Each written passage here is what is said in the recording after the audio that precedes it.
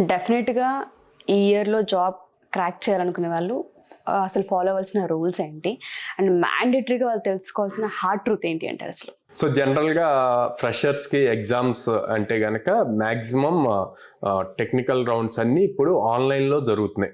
Online compilers వచ్చేసి అక్కడ ఏదో ఒక ప్రోగ్రామింగ్ లాంగ్వేజ్లో వాళ్ళకి వచ్చిన ప్రోగ్రామింగ్ లాంగ్వేజ్లో కంపెనీ వాళ్ళు ఇచ్చిన క్వశ్చన్ని సాల్వ్ చేస్తూ ఉండాలన్నమాట. వాళ్ళు ఏం చేశారు అంటే ది బెస్ట్ కావాలి మాకు, ఈ సిస్టమ్ ఇట్లా కాదు అని చెప్పి పేపర్ టెస్ట్ పెట్టారండి. పేపర్ టెస్ట్లో వాళ్ళు ఇచ్చిన క్వశ్చన్కి ఎలా థింక్ చేస్తావు, ఎలా సాల్వ్ చేస్తావు అన్నది ఫస్ట్ స్టెప్స్ రాయాలి. రిటర్న్ స్టెప్స్ రాసి ఆ స్టెప్స్ని కోడింగ్లోకి మార్చాలన్నమాట.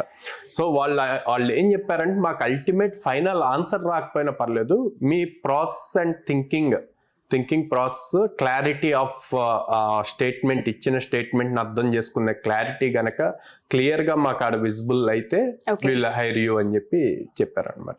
మేము సర్ప్రైజ్ అయింది ఏంటి అంటే పిల్లలు చాలా మంది స్ట్రగుల్ అయ్యారు.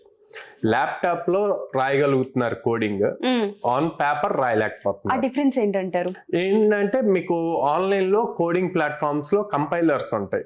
సో రాస్తూ ఉంటే ఆటోమేటిక్ సజెషన్స్ వస్తూ ఉంటాయి. సో దాంతో వీళ్ళకి ఆ థాట్ వచ్చేస్తూ ఉంటుంది. ఇక్కడ పేపర్ మీద రాయటం అనేసరికి అది చాలా డిఫరెంట్ ఉంటది అనమాట. స్క్రీన్ మీద వాళ్ళు టైప్ చేయగలిగింది పేపర్ లో రాయలేకపోతున్నారు అనమాట.